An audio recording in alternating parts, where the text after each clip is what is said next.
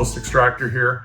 And basically the last several years, we've kind of done a little bit with vermicompost, which is worm poop basically. And the vermicompost we've just been treating seed with up till now.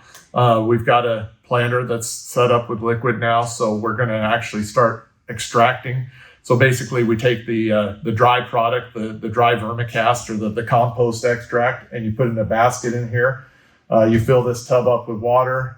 It's actually got aeration fan on it, and the aeration actually bubbles it, and this basket has the mesh screen, and so basically all the fines are kept in the basket, and that filters out all the fines so that you don't have fines in your liquid system. And then you fire up the pump and take that off, and you put it into your nurse trailer or your planter or your drill. So we're looking at it to help with both the root systems of the plant.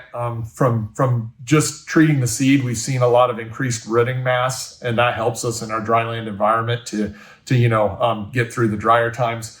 But also it's something that we've seen a lot in plant health, that our plants seem to be a little bit darker green, have that better color to them, seem to have been able to survive those drier times, or those times where we have those quote unquote flash droughts where we might be a few weeks without rain or a month without rain. It helps just for the plant to be a little bit healthier. So that's my overall goal, is just to basically make our nutrients, maybe not change our nutrients too much of what we're putting on, but make our nutrients more efficient and go further.